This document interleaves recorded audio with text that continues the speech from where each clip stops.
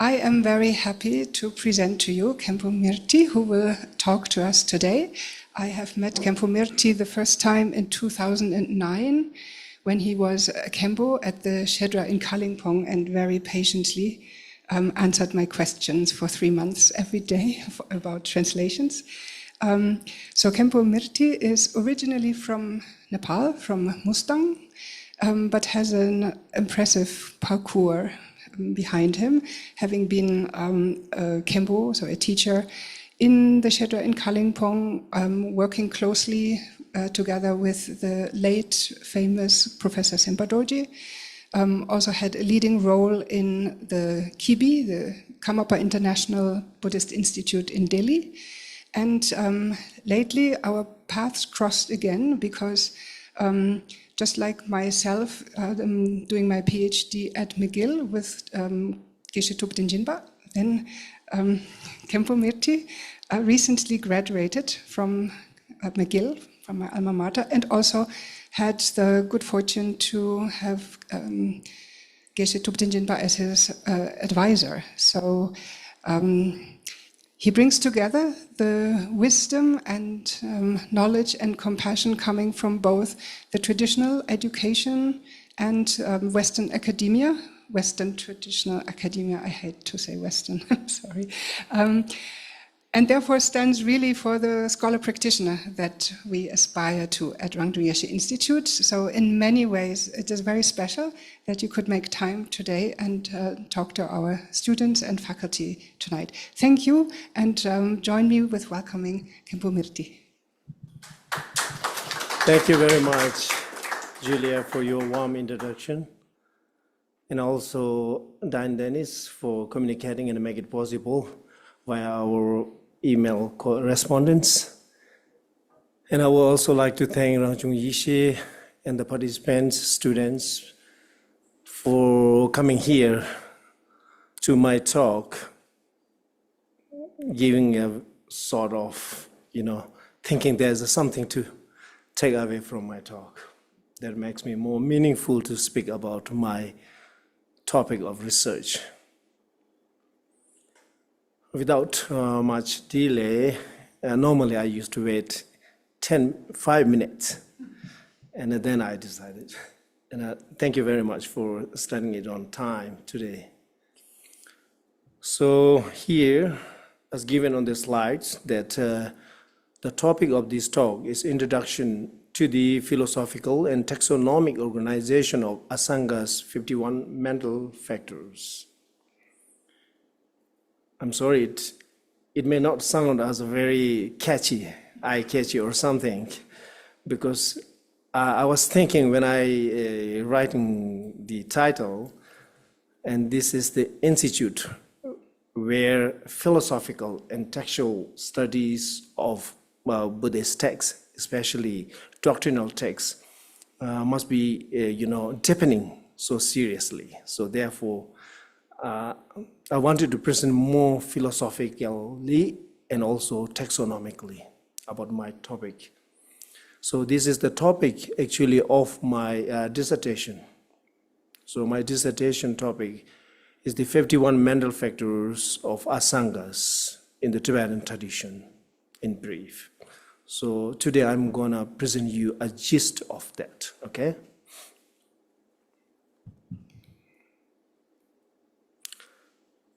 So I just want to set this, stage a little bit, because this is not only the talk I gave on my tour this time, but I have given several talks as a series of Buddhist psychological talks in celebrating the 90th birth anniversary of His Holiness the 14th Dalai Lama.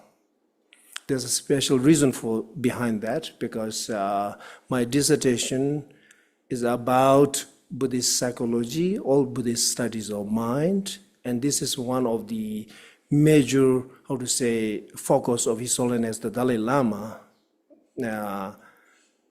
stating that if there's any Buddhist knowledge systems from the Tibetan tradition can contribute to the world, this must be the Buddhist psychology, Buddhist study of mind.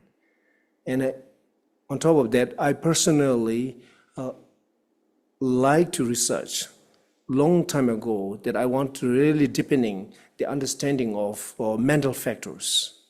For that reason, then I came to McGill. And I told my co-supervisor or dissertation supervisor, Professor Thubden Jimbala, who gave me like alternative opinions, maybe easier to finish my dissertation. And I said, no, I will take the hard path, but I will finish my goal. And that is the study of mental factors, Asaṅga's 51 mental factors.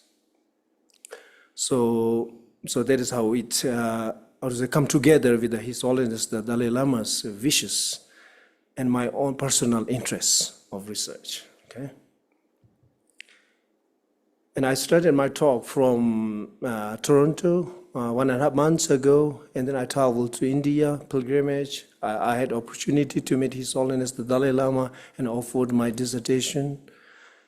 And then today is the 10th stop, and I have 3 more left now. Okay, so this is the brief context of this talk. So then, speaking of today's talk, and then the outline is here.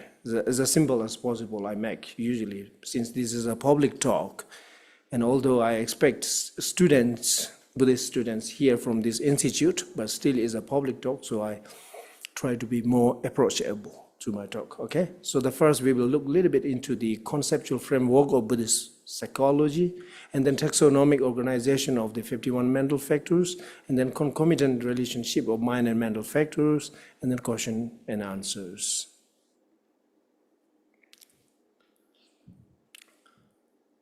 Speaking of Buddhist psychology in general, we may have misconceptions about that as it comes from a traditional Buddhist studies or Buddhist traditions, which is not. Okay, when we say Buddhist psychology, that is actually comes from the Western studies, especially maybe like a colonial Buddhist scholars, specifically British Buddhist scholars in the Theravadan traditions who studied about Buddhist psychology, such as like a Dharmasangini or Abhidharmasamuccaya.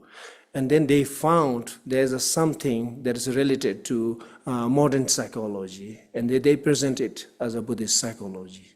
And this is a modern constructed idea rather than traditional Buddhist point of view. We need to understand that, okay?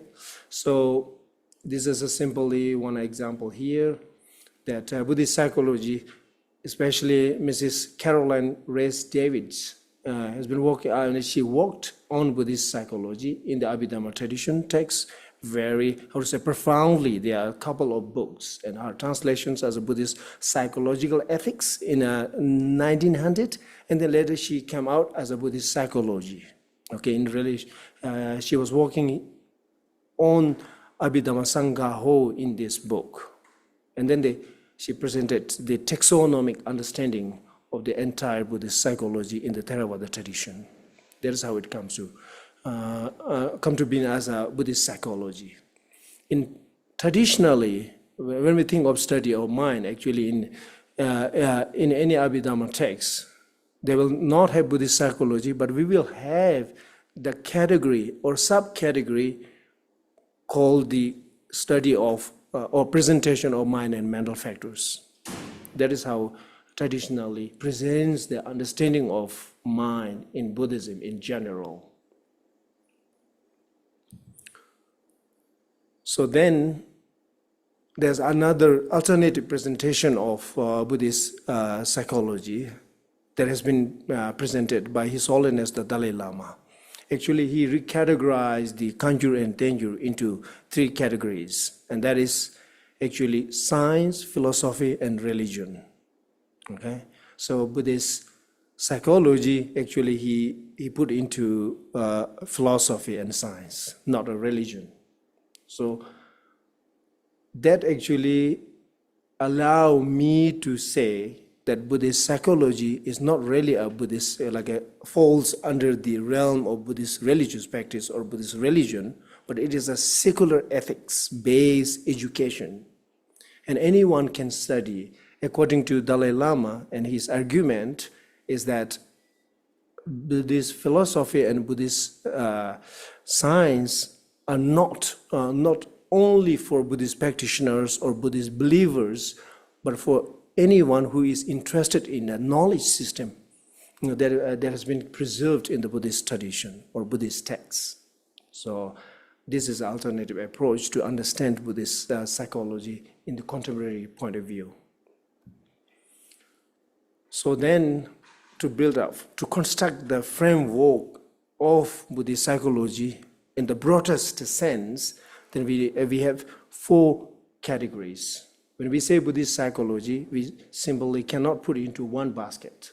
There are 4 different major categories, and those categories are actually Abhidharma or Buddhist philosophy, and then there's a Buddhist epistemology that also presents a Buddhist understanding of mind, and then there's a Buddhist mind training that also presents a practice understanding of mind in a different way, slightly, and then there's lastly Buddhist Tantra or even Tibetan medicine that also presents the perspective of mind, understanding of mind and mental factors. So these are the 4 major categories that actually, can sum up the general idea of what is Buddhist psychology. So then the question must be asked as what are the difference between these 4 categories, right? So then Abhidharma or Buddhist philosophy in general gives you the understanding of the phenomenological perspectives of mind and mental factors. Whereas the Buddhist epistemology gives us the understanding of the relation between subject and object, perceiver and what to be perceived. And that is how Buddhist epistemology explains the functions of mind. And then there's a Buddhist mind training that also differs slightly from the previous 2. That is actually the ethical training of mind basically comes from the mind trainings, right? Moral trainings, and both in the meditation practice and post-meditation practice in a daily life. For example, actually, the Shantideva's Bodhisattva's way of life is a chapter of 3, 4, 5, 6, all these are the mind trainings.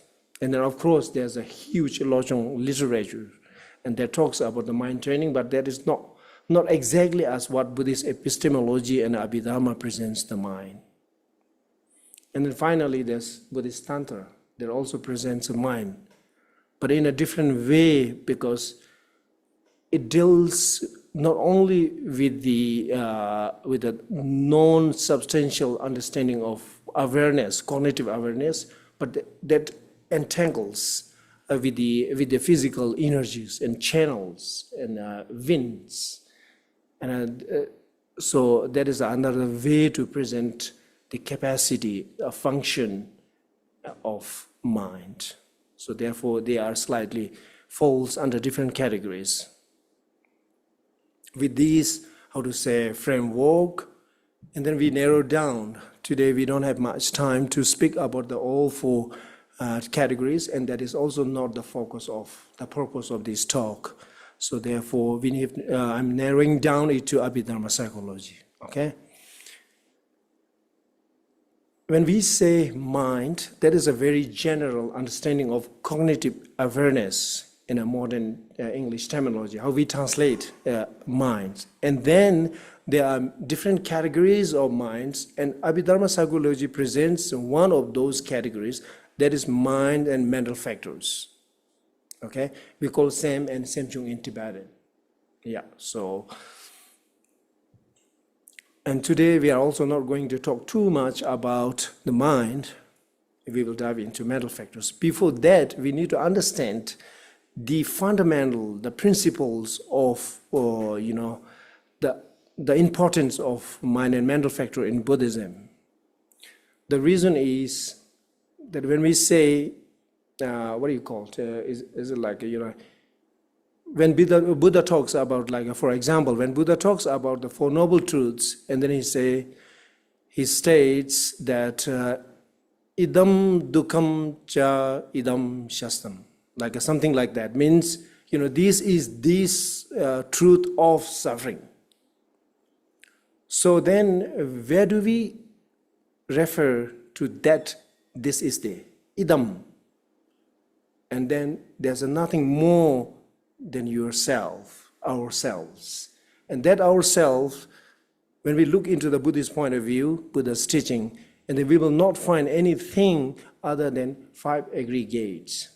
This is the reason why mind and mental factors are so important fundamentally in Buddhism, because that not only contrasts from other religions' understanding of personhood and basic identity of the person, but that actually counters the philosophical ideas presented by other religions, such as Vedic traditions, and they present Atma, right?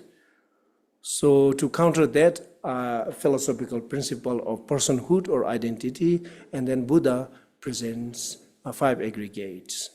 So when we look into the 5 aggregates, and then actually only one is a physical aggregates, and the remaining 4 are mental aggregates. So therefore, we can say that our identity or our personhood is a combination of physical form and mental form. There's a 2 kind of substance or identities that makes us who we are now. So therefore, it is fundamental to understand the 5 aggregates, or the form and mind, or physical form and mind in Buddhism. By the way, I think this must be a mistake. I took a photo from Dharamsala's museum, and actually the last sentence, there is a self-existing independence of the body and mind. It should be dependence of the body and mind, maybe. It should be translated as that, according to Tibetan. So this is how the question is supposed to what is mind, but the question is where is mind, okay? That is difficult to point out, but of course, as long as we live a life, that mind somehow within this physical body or appearance. Yeah. And then how do we understand mind in Buddhism? So this mind includes mental factors as well, okay? So then from the science and philosophical in the Indian Buddhist classics, the book, and His Holiness says that someone may ask, what is the difference between consciousness or mind and physical things? In general, matter and consciousness are differentiated by whether they are obstructive, established as clear and awareness in nature, merely experiential in nature, and capable of knowing objects. So what does that mean actually? We need to take 3 characteristics of mind that separates mental phenomena from the physical phenomena or matter phenomena, okay? So the first one is clear, the second one is aware, and third is experiential.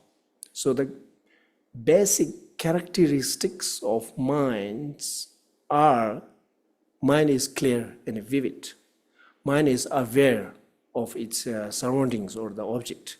Mind is experiential, means where there's mind, there is experience, meaning mind has always kind of feeling. The subtle feeling remains with mind. We will look into it later. And what does it happen? So when we say clear, aware, and experiential, then actually all that allows mind to perceive its object or knowing its object. Therefore, it is jnana or jnanam. Shepa is a verb in Tibetan and both Sanskrit. Jnanam, know it, knowing it, and that is how mind defines in the Abhidharma. Okay, so are we good? Do we have mind? You don't know? Yeah, that's a very big question, right? It may be too close to us, why we are not sure about whether we have mind. The simple logic is we have mind because we experience phenomena. Or maybe who said that? I think, therefore I am. Yeah, so that thinking is mind, therefore we have mind. Yeah, so this is a brief understanding of the mind. Okay, there are so many taxonomies in a different, Abhidharma traditions. We are not going to go there too much. So, what are the 51 mental factors in the Asaṅga's tradition? And there are two Abhidharma traditions. I assume that you all know it well. If not, then one is called Upper Abhidharma tradition that belongs to the Asaṅga's literature, mostly based on the Abhidharmasamuccaya. And then there's a lower Abhidharma tradition that is more like a Sarva Asdivat Abhidharma tradition. In the Tibetan tradition, there was mostly, based on the Vasubandhu's Abhidharma Kosha. Okay, the two treatises that construct the two Abhidharma traditions in Tibet. That is a uniquely, Tibetans have constructed that two lineages. In a general Abhidharma tradition, there are three. In a more like a universal point of view, there are many. But then later it come down in our era. There come the scholars. They are like a Bodhi Bhikkhu or someone. They define as a three major categories. There is like a Theravada Abhidharma tradition. There's a Sarva Asdivat Abhidharma tradition, and then there's a Yogācāra Abhidharma tradition. These are the three major Abhidharma traditions. They all have their own mental mind and mental factors taxonomies differently, slightly. Okay. Yeah, but we are looking into the Yogācāra Abhidharma traditions, mental mind and mental factors, 51 mental taxonomic traditions. Does it make sense? Is it too complicated to read? No? Maybe it's too small, too many translations.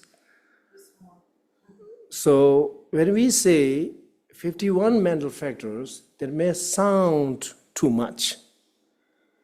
But when we look into really our thought process, this is nothing. 51 mental factors is a function of like 51 seconds. Each second we produce thoughts, and those are actually considered as a mental factors. It's not that much. So therefore, how many thoughts per day or per minutes do we have? Like this, Every breathing, we have like a boom, boom, boom, boom. All those are the mental factors. Okay? So the number 51 mental factor is neither decisive nor exclusive. Those 51 mental factors are selected specifically that are necessary for the Dharma practice and understanding of the path that serves to understand the paths and practice. Let's say like 5 paths and 10 bhumis. Yeah, so that is, sometimes there are misunderstandings of like, 51 mental factors are, constructed or it's a matter by like, Tibetan scholars, and which is not. But that is also not exclusive, because you will not find any Tibetan commentaries on mental factors that says that these are the exclusive number. So we need to understand that, okay? So then, why I said that, there are countless mental factors in our lifetime, or even in a single thought or a single minute. That's because here, they're distinguishing the mental from extreme says, the false imagination is the mind and mental states that comprise the 3 realms. And So this says actually three worlds or three realms are the construction of mind and mental factors. And so we can understand from this theory and how many mental factors or how many thoughts do we have in our life or in samsara in general. Okay? But this is purely from the Yogācāra's point of view. We need to understand that, okay? So then, what are the 51 mental factors? Then they are categorized into 6 categories. And those 6 categories are 5 omnipresent mental factors, 5 factors with a determinate object, 11 virtuous mental factors, 26 non-virtuous mental factors, and 4 variable mental factors. So these 6 categories tell us those 51 mental factors, the functions of those mental factors, as well as the nature of those mental factors. Okay? So then, if we have time, we can go through each of them. Like first is feeling. Among the 5 omnipresent mental factors, feeling is one, discernment is another, third is intention, and then attention and contact. There are different translations in English, but Tibetan are unified. Okay, Sorwa, Dushe, Semba, Yije, Rekba. Those are the 51 mental factors. By the way, how many of you have studied Kenju? Gateway to knowledge. 1, 2, 3. Okay. So, yeah, it is very clearly mentioned in Kenjuk, right? In the first chapter or the aggregate chapter. So those who knows well Kenju and easily can follow this talk. Those haven't studied, I may recommend you to study that if you are interested in 51 mental factors. Wonderful. So this is your opportunity to join it. Okay, so each of these has, when you look into like Abhidharmasamuccaya and its commentaries, then you will find like definitions of the feeling. Okay. As we know already, feeling is defined by experience. Okay. It functions as a base to decide whether someone is happy or someone is suffering, unhappy, or none of them, like a neutral state of mental feelings. So similarly, it defines. It gives the definitions, characteristics, functions, and subdivisions. Each of them are defined by three points. And we will later look into them. Okay, then the second category is the 5 factors with a determinate object. Actually, the 5 omnipresent mental factors are too subtle to grasp easily. But when you turn your mind, and if you really can reflect onto the subtle states of mind, there is a chance that you will recognize subtle feelings of mind. Okay? We will see later why they are so subtle. Okay? But then it becomes a slightly the more gross level, and then there are 5 factors with a determinate object.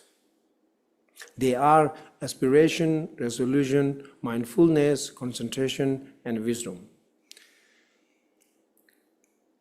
So why they are called, later we will find, this is the unique, approach of Asaṅga that distinguish from the lower Abhidharma tradition. Because as Vasubandhu as well as Sarva Astivadhyaya Abhidharma tradition provides 10 almost like omnipresent mental factors. But Asaṅga refused that, and then instead of putting these 10 mental factors as one category, and then he divides into 2. And the second, so that the difference lies on whether there is a certainty or not. because the determinate object requires certainty to grasp object. And actually this is a very important element, mental element for meditators. You know, I would argue that without proper understanding or analysis of these 5 object determinants, it would be difficult to form a proper meditation. Yeah. Oops, sorry. So then we go to 11 virtuous mental factors: faith, shame, embarrassment, non-attachment, non-hatred, non-delusion, diligence, pliancy, heedfulness, equanimity, and then non-violence. And yeah, I will give you later the reference books or my dissertations where you can find the detailed definitions of each of them, okay? Here, what we need to understand is when it says non-attachment or something like alobha, negation word, there are different understanding. They're like grammatical explanations behind that negation. It is not simply negating attachment, but that stands as an antidote to attachment. So this is a mental factor that go against the attachment. Therefore, it is non-attachment. Similarly, goes to the other non. Okay, and then there's 6 root mental afflictions. Those are attachment, anger, pride, afflictive ignorance. Now let's see, where are those 6? Where now? This, I do this, and then I do this. Yeah, afflictive doubt, and then afflictive view. Yeah. And there are different translations somehow, but what we need to understand is vichikitsa, it's an ignorance, but it is more than ignorance that confuses, and therefore it becomes like a affliction. Okay, we translate it as a nyomong, right? Nyomong. Nyomong is an affliction, is a defilement, is an ignorance, but the mental factor that confuses, that confuse us from the root, from the inside, and those are afflictions. And then there's a similar goes to doubt, view, and other things. And then there are 20 semi or secondary mental factors. I'm not going for all of them, but just you can see here. For there's just 1 minute, okay? Is there any question so far? And then there are 4 variable mental factors, and we are going to come back to here right after these slides. And then what are the logic behind these categories? Okay, yeah. Is there any question so far? Not? Okay. So we look into their definitions a little bit. And there are different commentaries for Abhidharmasamuccaya in the Tibetan, written by Tibetan scholars. And my dissertation focuses on a 14th century scholar called Asaṅga Penjen, who was both Sakya and Chonang scholar. He wrote excellent commentaries on the Abhidharmasamuccaya or Ngomba Kundu, and so yet he was not very recognized, because he almost his life was a pre-existence of the occurrence of 4 schools traditions. So therefore, he didn't exactly belong to one of those 4 major schools. Therefore, is a kind of neglected. And I argued that he deserves, he deserves to be present in the public scholarly discussions. And actually, most of the scholars, traditional scholars, refer to his commentaries, specifically the Abhidharmasamuccaya commentaries. But there's no curator from any school, because he stood between them and not specifically to any of them. Okay? So according to his definitions, what are the omnipresent mental factors? They are concomitant with the mind of the three realms in virtues, afflictives, or unspecified state of mind. Okay, that is actually. So the key here is a concomitant with the mind. They are concomitant with mind omnipresently. They are always with mind. There's no mind, there's no omnipresent mental factors. Means those 5 omnipresent mental factors are always concomitant with mind. And therefore they are called omnipresent mental factors. When we say omnipresent, it goes with all realms. It goes with all virtues mental states. It goes with all afflictive mental states and unspecified or lungmaten states. Yeah. And then the next one, you said this and I do this. Okay, so what are the 5 factors with a determinate object? They are similar to the omnipresent mental factors, except their object is determined. And actually this is the key thing. Therefore, that aspiration, for example, among the 5 object determinate mental factors, then aspiration, take as a dumba or chanda, is something we have to be with our mind when we perceive consciously any object, whether it is an abstract, whether it is a physical, whether it is something like a sound. Okay, so therefore, with the determinate objects. So that is the reason. It determines mental factors that are substantial, inherently neither virtuous nor afflictive. Determine their particular objects, and they are non-concurrent with alaya consciousness. So here is the key difference.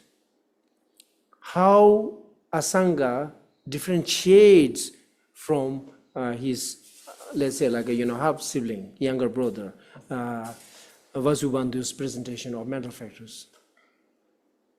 In the Yogācāra Abhidharma tradition, the 5 omnipresent mental factors are omnipresent with alaya consciousness. That we need to understand. Because in the lower Abhidharma tradition, it presents 6 consciousness system, and according to Yogācāra, the 6 consciousnesses will be dissolved when someone dies. And what remains is the alaya consciousness. And therefore, to be omnipresent with the mind, and then it has to be mental factors that goes forward from one life to the next. Because that is how alaya functions, and that is how the omnipresent mental factors are. Okay? That is the major difference between the 2 Abhidharma traditions. And then there are virtuous mental factors, and because of their concomitance, the mind becomes virtuous.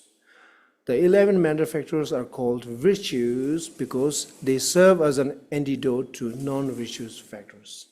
I mean, these are very simple terms to understand, right? But the point here is, because of their concomitance, the mind becomes virtue. Meaning, let's say, alaya consciousness itself is a neutral state of mind. But when there is a faith, when there is a devotion, and then that very alaya consciousness and the omnipresent mental factors becomes virtues. That is the power of virtues mental factors. So that means both can influence each other. The mental factors actually navigates the mind, mental states, the principal mind states.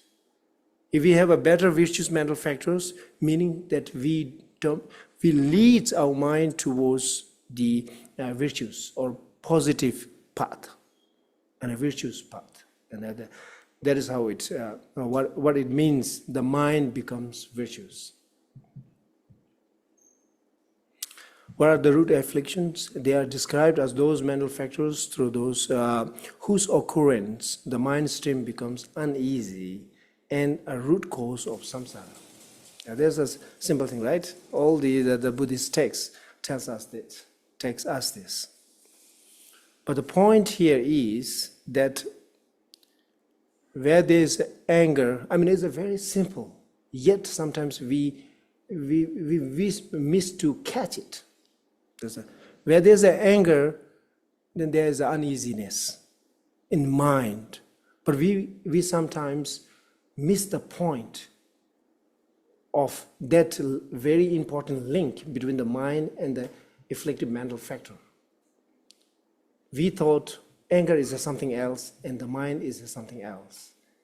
And then we start to blame someone else instead of you looking into where anger lies in. Yeah, when we understand that actually the connection, the emergence, inseparable emergence of mind and mental factors, and then actually we start to look into those mental factors in order to tame our mind, subdue our afflictive emotions. And that is the key thing that we need to understand. And then what are those secondary afflictions? So actually, as a function-wise, they are similar, almost like the same. But the differentiation between those root mental afflictions and secondary mental affliction is the degree of those afflictions. When it comes very obvious, those becomes secondary afflictions. When they remain as a very subtle cause of samsara, those are root. And then there's also a substantial and non-substantial mental factors. And most of the secondary mental factors are non-substantial. And that is also another unique explanation comes from Yogācāra Abhidharma tradition that is not seen in the lower Abhidharma tradition. We need to segregate the substantial and non-substantials, okay? Although they both have contributions in both virtues and non-virtues, but when we need to apply our remedies in the path to uproot those ignorances, afflictions, then it matters so much. If we try to uproot anger directly, that is quite difficult challenge. But if we try to first, eradicate, such as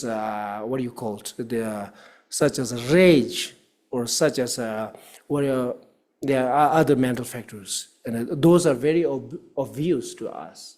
Okay, so hatreds, and there's a burning sensations out of angers, and those are the highest levels of anger, and we first need to understand that. And if we understand that, and if we manage to handle them nicely, and there's a way to abandon, eradicate those, and then we come to the root, okay?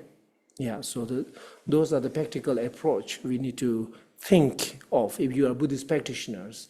And if not, if you are not Buddhist, still you may have anger, you may have attachment, and you have to handle with it, right? So therefore, Buddhist psychology, according to His Holiness the Dalai Lama, does not fit into only religious practice, but it's also a very humanity practice, as a social practice. If we understand mental factors better, we will live better in a social context, religious context, and even political context. What are the variable mental factors? So, a variable in Tibetan is called Shengyur. There are some different explanations.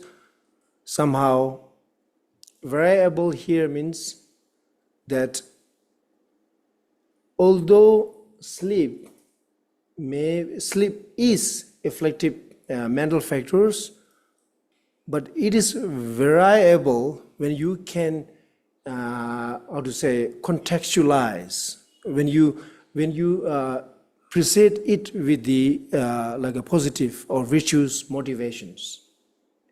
If you can combine sleep with virtuous aspirations, and then your sleep becomes virtuous mental factors. And another thing that I would like to, I usually emphasize on it, is that it's a Buddhist contribution to define sleep as a mental function.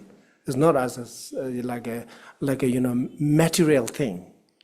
So if you have sleep apnea or something like that, dementia or something like that, whatsoever it is, and if you can really practice well with the mind, and if you can bring it down into a dark state, neutral state, you will sleep well, and you can practice it.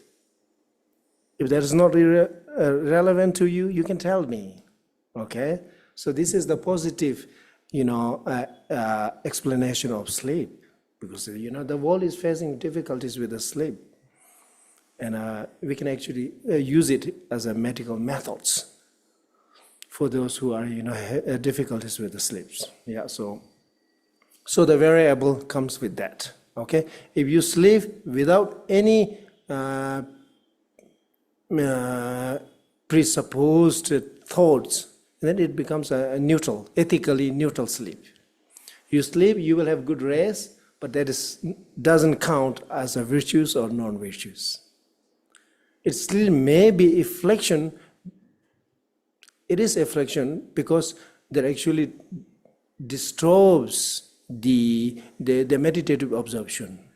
For that reason, those 4 variable mental factors are counted as afflictive emotions, but not in the context of virtue and non-virtues. Okay, they are another. That is actually, this is the second way to present 51 mental factor is an ethical categorization, not only as the functional categories as a 6, but into 3 that is also presented in Abhidharma traditions.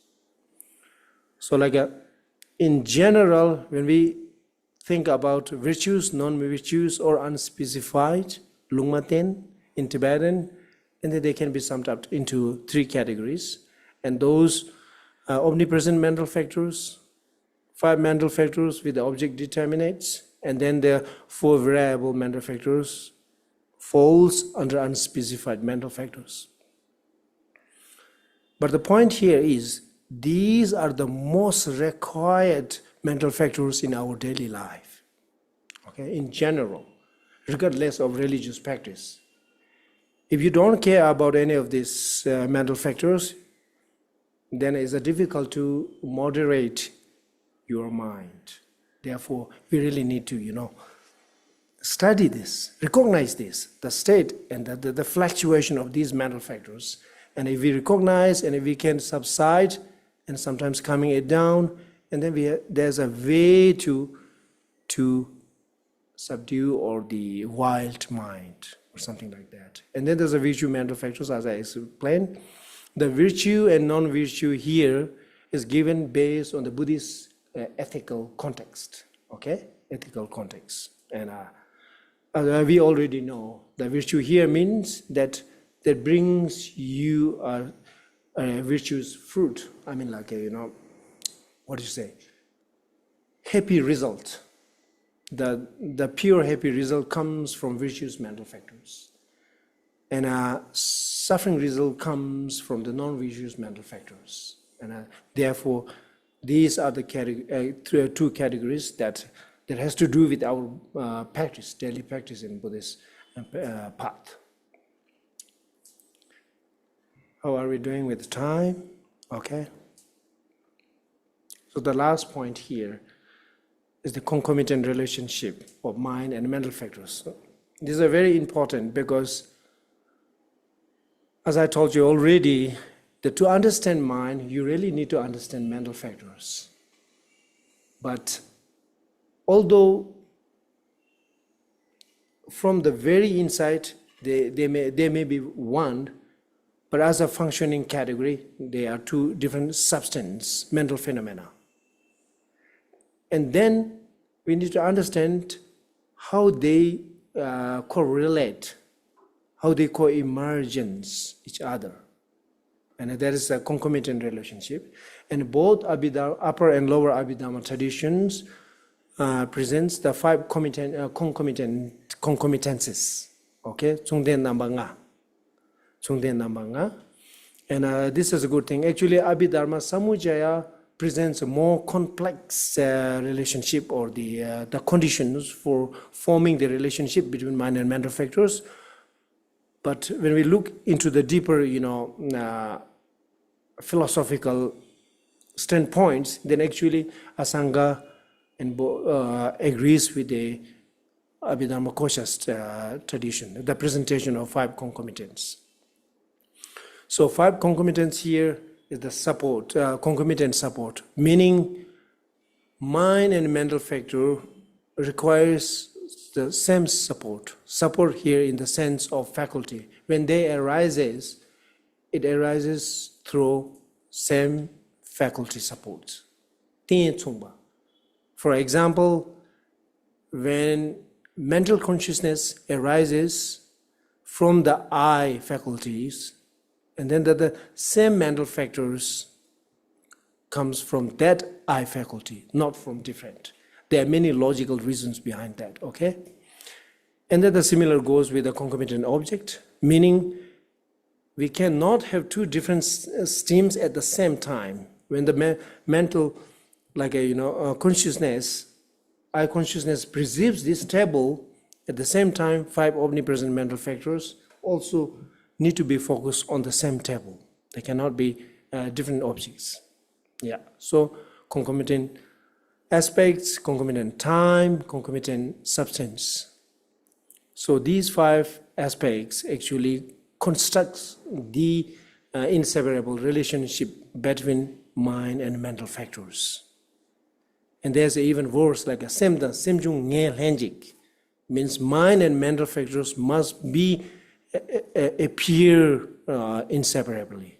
Where there's no mind, there will be no mental factors. Where there will be no mental factors, there will be no mind in that sense. But actually the logic goes not to all mental factors, but to the omnipresent mental factors. That definition goes to the omnipresent mental factors, okay? Yep.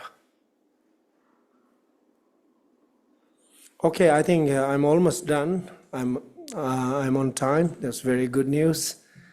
And so almost like my part is done. And do you have any questions related to my talk so far? Thank you very much for your talk. So my question is, are the semjung, the mental factors, would they fall if we use the context of Sungwa and Zinpa? Sungzin, will they be subject, object, grasper and grasped? Where would they fall among these 2? The easy answer is that this question is for the Buddhist epistemology, not Abhidharma psychology. I'm just kidding, okay? So, but somehow if you want to look into that answer, for that question, actually it is the Buddhist epistemology that gives you the answer, okay? So then my answer here depends on which school's point of view that are you coming from, or should I present my answer? Okay, Songjin. If that is from the Yogācāra's point of view, especially from the Asaṅga's Yogācāra tradition, is slightly different from the Dharmakirti's Yogācāra, okay? And Asaṅga's point of view, actually, the sungnam, the aspect of grasp, is none other than the mental object. Mental object. Therefore, it falls under mental factors. It's not falls under the matter or something. Did you get my point? So is Sungnam? According to Asaṅga, you're saying is Sungnam? When it comes to the perceived object, and then that mental factor falls as a Sungnam. Okay? When it comes to the principle like Yishe or Miginamshe, or I consciousness, and then that part falls as a Zinam. Yeah. So it's both? Then, Sorry, can you repeat your question? so my question, I think, is quite simple. Okay, yeah. Yeah. Whether the mental factors of Semjung fall Okay. under the subjective aspect or the objective aspect, Okay. the Sungnam or Jinnam. Okay. Yeah. From Asaṅga's point of view. From Asaṅga's point of view,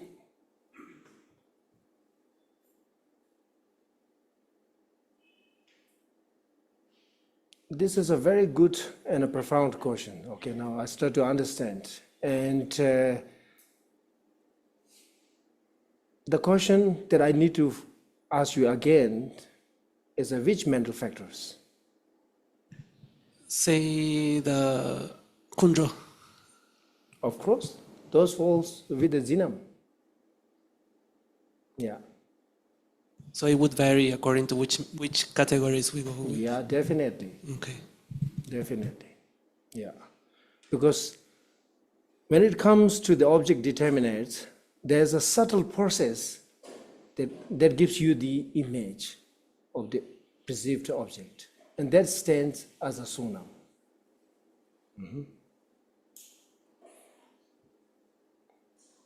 For example, there's a Temba, Smriti, and there's a mindfulness. And what is mindfulness?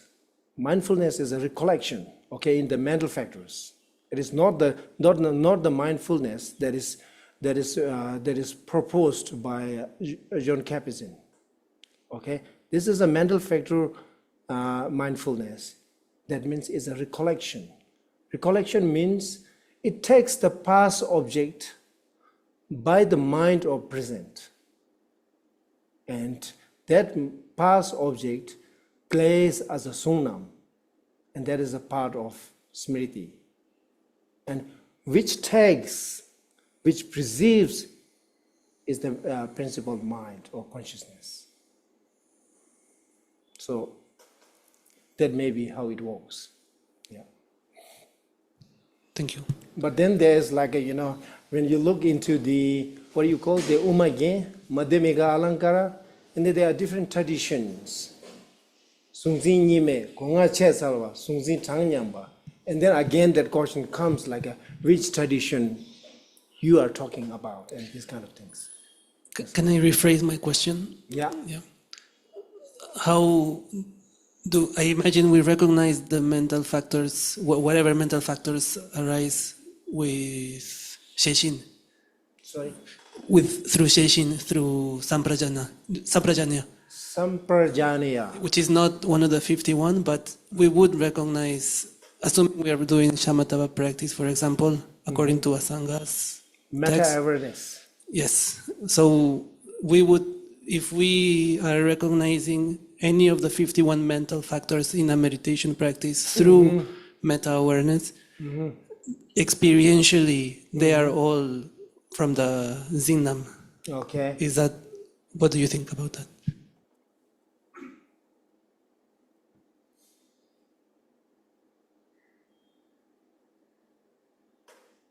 Are you asking the question, where does Samprajanya fit into the mental factors, or are you asking the question that Samprajanya plays as a Sunam or Jinnam? I'm asking more from, not so much from an academic perspective, from a practitioner's perspective. Experientially, when we are recognizing the mental factors, it would seem to me they appear to arise from Zinnam, as recognized by Sheshin. Okay, yeah. Thank you very much. Yeah, so Asaṅga's 51 mental factor does not give the precise or clear answer about that, but we can take it from the Bodhicharya Avatar's point of view, and from that point of view, an Sheshin must play as a Zinnam that was a watchdog to your mind as an object. But all are the psychological game we need to understand, right? Yeah.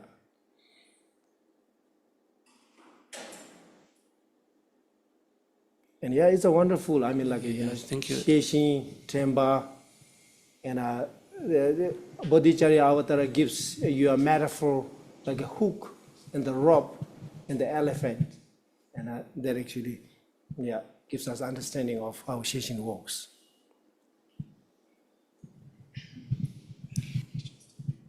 Oh, yeah, you can come back to your question. Okay, actually, I'm sorry. This is not like the final session of the question.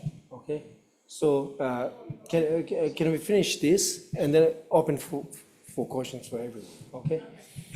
Okay, so you may read already the title here, and if you don't understand my talk, it is not your fault, because it is like that. It is quite complicated topic to be discussed, okay? Because it's a very abstract. We are dealing with abstract, and that's not easy to grasp. But there's a solution for a better understanding of that. And the solution is you need to read. And that if you are keen of a traditional text, familiar with the reading traditional text, then first text, the most elaborative text that gives you the understanding of mind and mental factors in the Yogācāra tradition, then you need to read Yogācārabhūmi. It's many volumes of book, 7 or 8 volumes book, but the mental factors are discussed in the volume, what do you call this, Sai Ngueshi, or the actual Bhumi, and then there's a number 10 Lawabadua, Vinishchaya Sangra, and those 2 volumes gives you the explanation from. And actually these 2 are the also source that precisely gives the number 51 mental factors. Therefore, I'm confident to tell this is not a Tibetan presentation, but it is rooted in the Indian Abhidharma text. And then Abhidharmasamuccaya, of course. And then Trimshika Karika, or the 30 verses. And that gives you the, synthesized version of Yogācāra, number 10 Lavabaduas, and the Yogācārabhūmi. It's a very condensed, short text, but it gives you the perfect understanding of Yogācāra view. And I must read, and it also presents the 51 mental factors there. And the last, not least, one is the Panchaskara Prakarana, Pumbongai Rabje by Vasubandhu. There are 2 different texts with the same titles. One is from Chandrakirti, but we are talking, Chandrakirti also gives a different mental factor systems, but we are, when it comes to the Yogācāra mental factors, and then we must read the Vasubandhu's 5 aggregate texts, treatises, and there are 3 different commentaries on it from the Indian scholars, and they all are wonderful. Yeah, they all are wonderful. And if you are not familiar with the classical text, and then you can have alternative solution, that is, you can read Science and Philosophy in the Indian Buddhist classics, Volume 2, The Mind, gives you the what do you call, synthesized version of all the mental factor traditions, and something more. Actually, the 4 different categories of Buddhist psychology has been coming from that. I took it from this book. So, and then if you want to have more scholarly work and more sophisticated, yet in English, is the latest one, is my dissertation.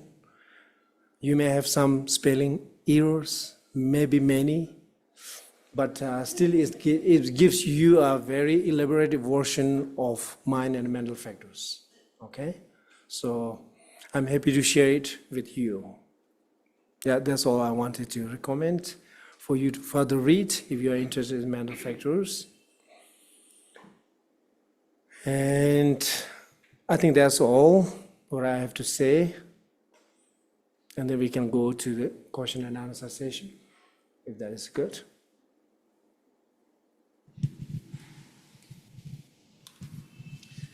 Yeah, so I have a kind of general question. Yeah. So first, thank you for the wonderful talk. I think it's a very important topic, right?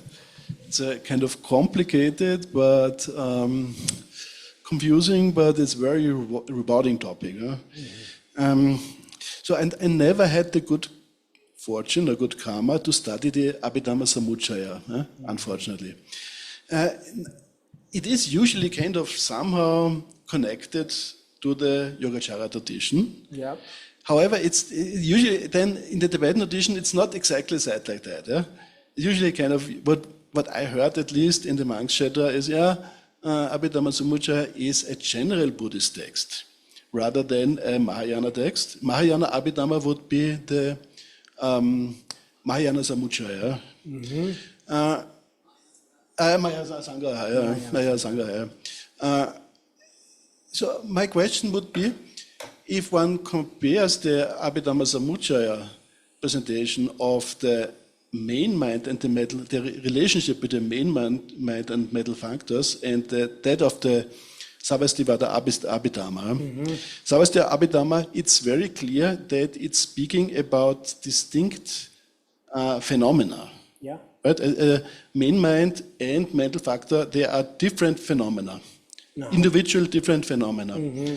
Of course, in the Yogācāra tradition, you can everything somehow reduce to some kind of non-dual awareness, right? But I still am wondering, in the Abhidharmasamuccaya, would on some level would it be said that the mental factors are different in substance from the main mind, or are they could they be described as different features of the same mind? You know, different flavors, so to speak, of the same mind. So, Asaṅga, in general, in the Yogācāra tradition, he clearly presents mind and mental factors as two different substantial phenomena. Okay? He not only presents his point of view on that, but he actually logically establishes that with the four logics. And the first logic, you will find it in the Yogācārabhūmi. And number 10, okay? And the first logic, he says, if mind and mental factors are not different or distinct substances, and then there will be not 5 aggregates, he says. You know, meaning that we cannot establish 5 aggregates as a distinct phenomenon because they work individually against the misconception of selves.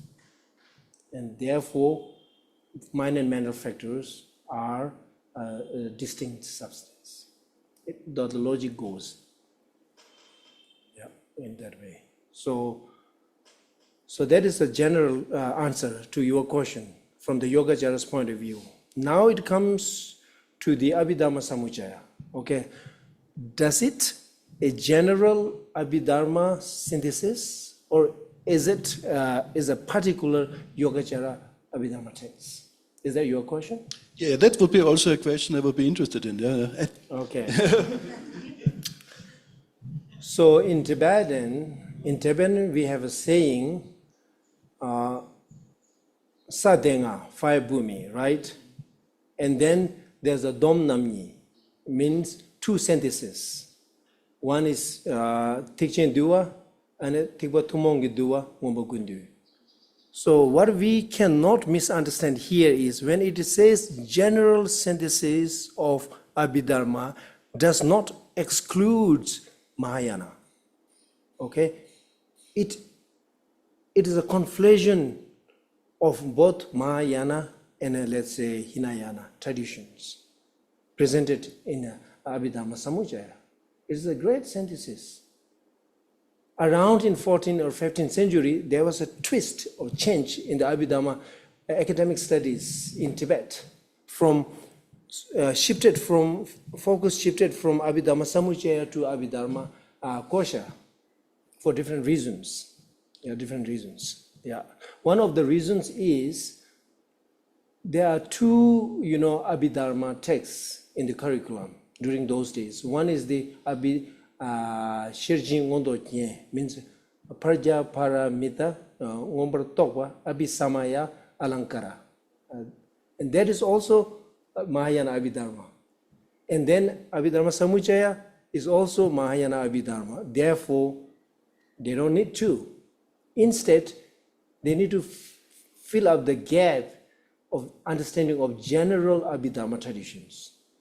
And therefore, they switch from Abhidharmasamuccaya study to Abhidharmakosha study. Okay, that is the one thing.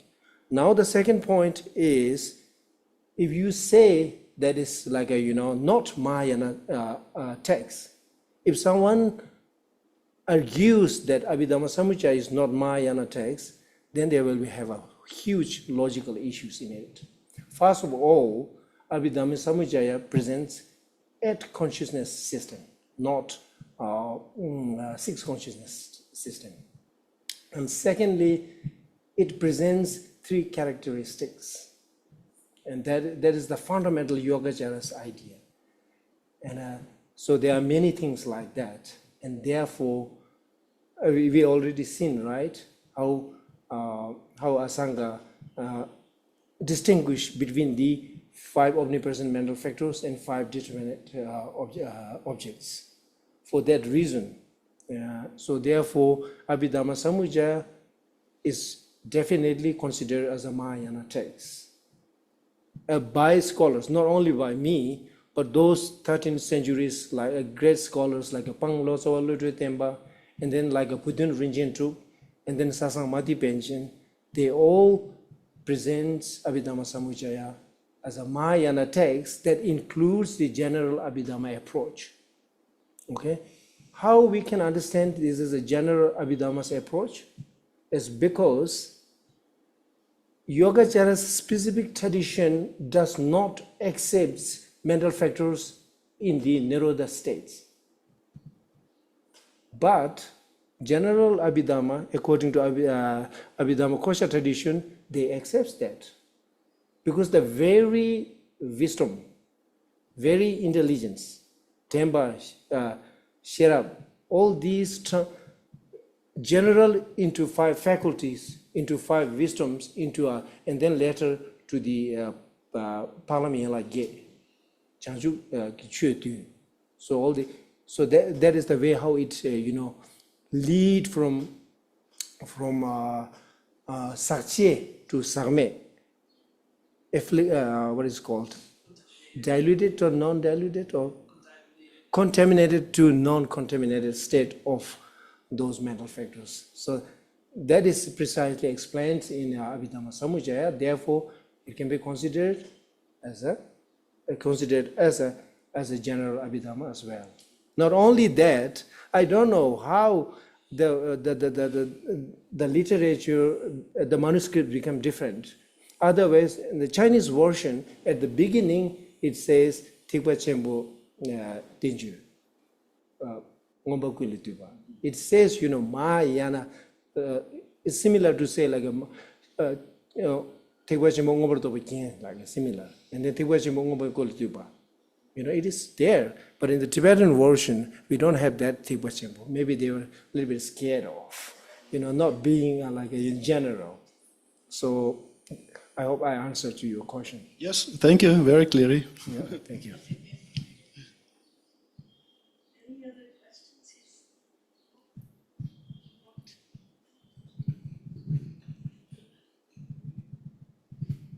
Thank you, Kimbola.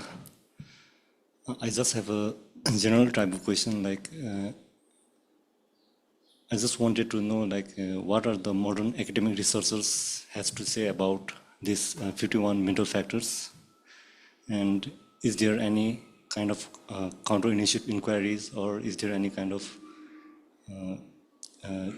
like points they had to mention about these topics? Do you mean from the modern scientific point of view? Modern scientific and like academic researchers, has they kind of mentioned about any inquiries or like it doesn't match well, or it has some faults, something like that?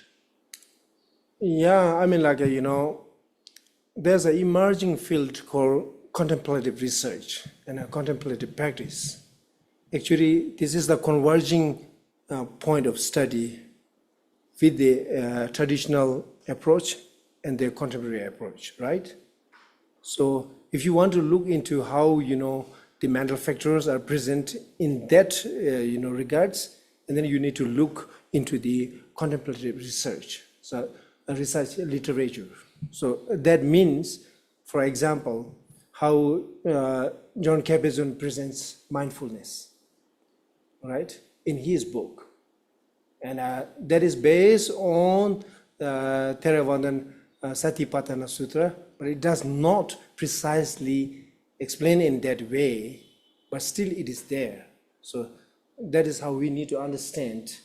Like Buddhist mental factors gives a foundation for contemporary understanding of psychology, especially to the contemplative practice.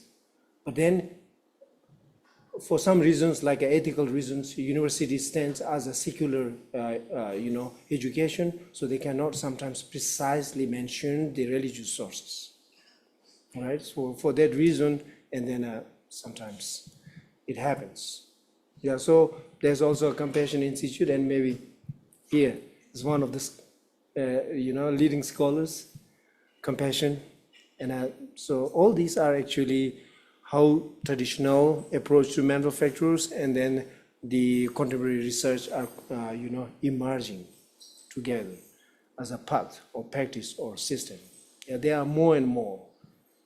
And then you also like to look into Paul Ekman's,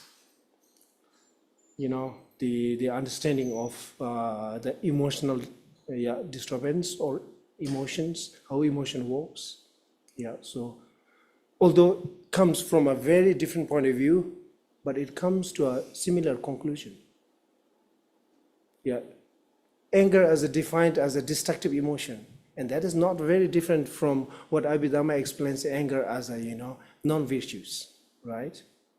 So those are the sources that you may like to look into it. Okay, I hope that I answer your question. If not, I'm sorry. Also, at the beginning of the presentation, you mentioned that something like Buddhist psychology is based on, not based on, but something like you mentioned about British in something. Oh, yeah. I mean, right. Yeah, they studied traditional texts and then they presented it within the modern studies, and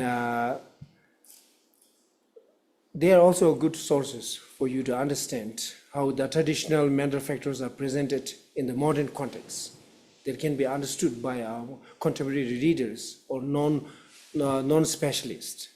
Yeah, those are also good books. Those are also good books, but not necessarily as the same thing. Okay, like Carolyn Reyes Davids focuses her research on a Theravadan text, which is different from, slightly different from Tibetan Abhidharma traditions. Yeah, and there are many literatures similar to that after that. So you can Google it so easily into any of these Buddhist psychological studies or the reference text. Thousands of references will come out. Yeah. From your experience, what would you say, like, for the Buddhist psychology and academic resources, what gaps did you find from two different perspectives? Thank you very much.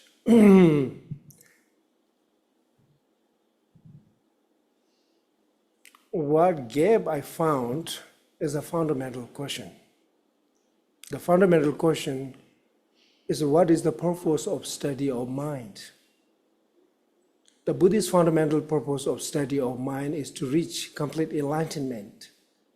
It is given, the teaching was given to someone who is very healthy mind.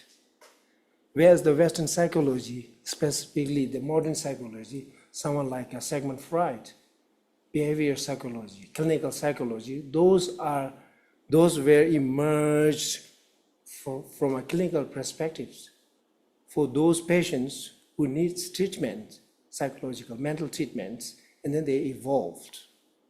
And so these are the two different, historically different, rooted in different ideas and a purpose, right? So, but then it is difficult to understand who is mentally sick and who is not mentally sick. So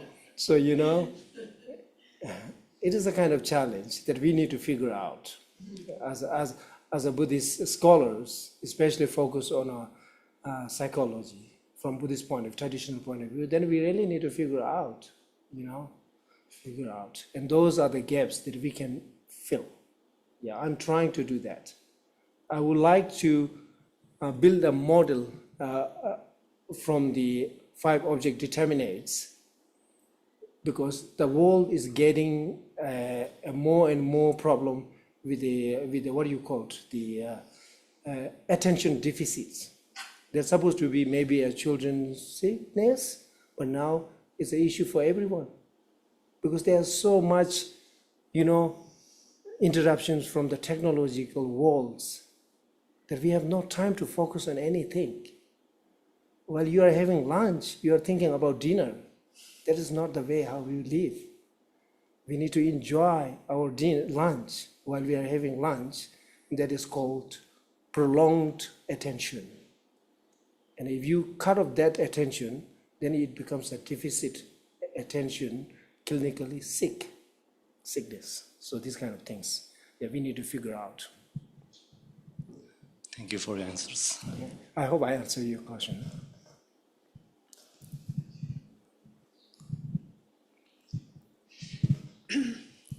Thank you, Khenpo.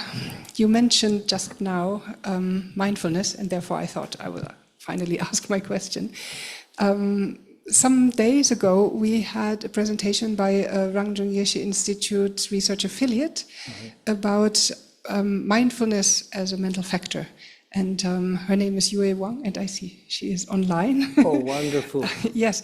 So she researched the link from mindfulness as mental factor versus mindfulness as training, for example, as presented by John Kabat-Zinn, or also presented more traditionally. In your words, what would be your take on having to explain to lay people what the difference are in, you have Jampa in the mental factors, and then you have Jampa in the contemplative traditions. Are they the same? Are they different? How are they different? Thank you very much for that question. Actually, my research shows there are 2 different mental factors. Okay? For that reason, actually, I propose my supervisors to translate differently. I wanted to translate mental factors, mindfulness, Mriti, as a recollection, and then the attentive awareness as a mindfulness. Maybe scholars such as Rhys Davids found the same difficulties, and therefore he had to find a specific terminology that defines the virtues attentive mental factor, and that Tempa Nyershak's Tempa. And that Tempa has more to do with the present moment attention, whereas a recollection has to do with the more recollecting past memory. Okay, so this is the fundamental difference that I found. And another, so the logic behind that is that mental factor mindfulness is a neutral mental factor, whereas a mindfulness in the Abhidharmasamuccaya whole included in the virtuous mental factors. So that is another major difference. Okay, so and among the 51 mental factors, the recollection or the Mriti is a phenomenological understanding of that mental state, whereas the mindfulness, the virtues aspect of mindfulness, is a more of an ethical approach to the mental states. So one is phenomenological, one is ethical understanding of that functions. And then that also to do with how we take objects, okay, how we take objects. Because the virtuous mindfulness in the Theravada tradition, that requires present object. The focusing on the present object and remain within the present state of mind, whereas the mental factor that defines, that recalls the past objects. So time-wise, one focuses on the present moment, another focuses on the previous past moment. So those are the differences that I found. And yeah. Is there also a difference in terms of mental factors versus main mind? That the practice, the contemplative practice of mindfulness involves main mind plus mental factors, so therefore is a more complex state of mind? Does it make sense, my question? Yes, I mean that everything is entangled within the psychological, aspects. We have to play within the mental world, and therefore it is quite complex to precisely point out which is mental factor, which is that mindfulness, which is the main mind. But however, according to Asaṅga, it is quite clear that whatever recognizes the general aspect of any object, abstract or physical, that is the function of man mind. And whatever perceives, whichever perceives the particular qualities of that object, those are called mental factors. So that the same logic, the definition goes to the mindfulness as well. Yeah. Thank you. Oh.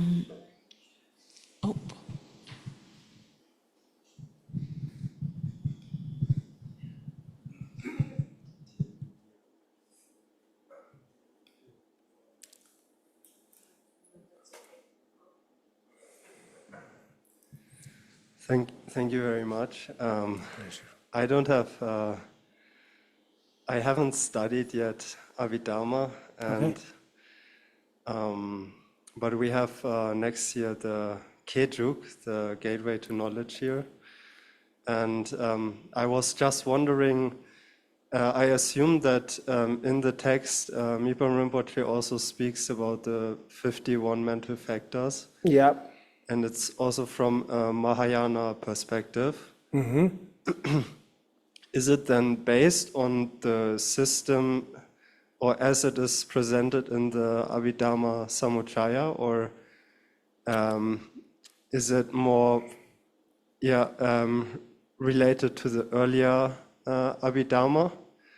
And what is the basic difference between as it is, because I came also a bit later, as those 51 mental factors are presented in the Mahayana, versus in Sarva Astivat or lower Abhidharma tradition? Yeah. Okay, so is this the question that are you asking about, like where does Khenpo belong to among these two traditions? Or? Yes. Yes.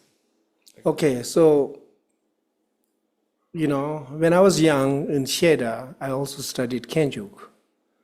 I really liked it. And the Domjang or synthesized verses are the key to, keep in mind. The Khenpo is a wonderful verses. But they are not called root verses. You need to understand. They are called synthesis verses. Domjang and Tsawa are two differences. The Domjang may be wrote later, post-commentary, okay? So anyway, this is one thing. And then the text is very profound but we regard it as a, almost like a, it's a junior college text, right? When you are in the first, second years, oh, Kenju, then we study it. But actually there's a philosophical depthness in that book. We don't deal very much. We just read and study and memorize and done. So what I come to know later, after 15 years, is actually a very profound Mahayana synthesized text. The 10 chapters are rooted in the Udatta Nambrajeba. Each chapter has been presented against each wrong view. And that is the fundamental, where the idea of Kenju comes from, okay, that we need to understand. For example, why there's an aggregate chapter is because we have a inherent misconception of self as being a one lump sum. And the aggregate chapter is for destroy that misconception. No, we are not unit. We are not one singleness. We are aggregates. We are out of many components. And if we understand aggregates properly, then we will dismantle the misconception of that oneness. That is called pure view. And then a similar goes to the rest of the chapters. And actually the synthesis verses gives a wonderful, the last two, the 4 lines must have in mind. Each chapter gives you that synthesis. Okay. I have just a short follow-up. Is it very important to study before the I guess in the Shedra you would study first for the earlier Abhidharma and then later the gateway to knowledge, right? Nope. No. The text is called Gateway to Knowledge. Means this is a gateway. You are not in the home. So it gives you open the door, and then when you enter to the room, and then you need to figure out. That is the Abhidharma study, bigger Abhidharma studies. Yeah, that is how it should be working. But another reason for having synthesis, this is one of the unique traditions of composing commentaries in Tibet, is because those syntheses, many practitioners are interested to going into elaborative studies of philosophies, but they still need that very fundamental knowledge. And for that reason, those scholars with a great compassion composed, such as the Shechadzu treatises of knowledge from Jamgon Ludotai.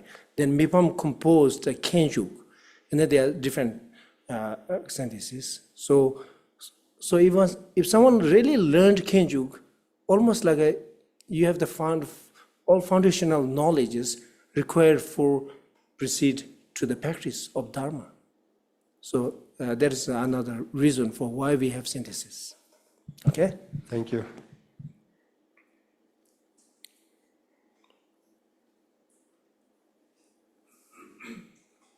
Tsongkhapa was Lamrim, right? Tsongkhapa was a stage of path of stage or something.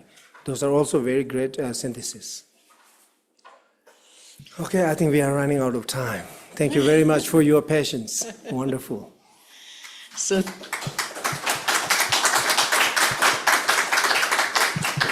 thank you so much for having accepted our invitation. And here is another invitation for you to come back. This is very important for us here, that we study this, and the fact that you're bringing it to the meditation level is really important for us. So thank you so much. And we would like to offer you Thank you very much. a small gift. Thank you so much. Yes. I'll do my best. And we would really love if you could share your dissertation with us. I think many Definitely. people will be interested, so you could send it to me, and I send will. it to you, and then you can share it to everyone. Okay, must That- read. And if you have any questions, don't dare to ask me questions. Just kidding. Yeah, don't hesitate to ask me questions. Out there. And so, Yeah. also good luck with your traveling. Oh, thank you very much. So I know we're on the path of your traveling, so have a great journey. Thank you, everyone. Thank you. Okay, okay.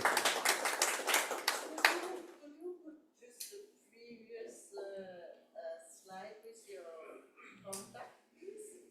Oh yeah, here. Thank you. Yeah. Just keep it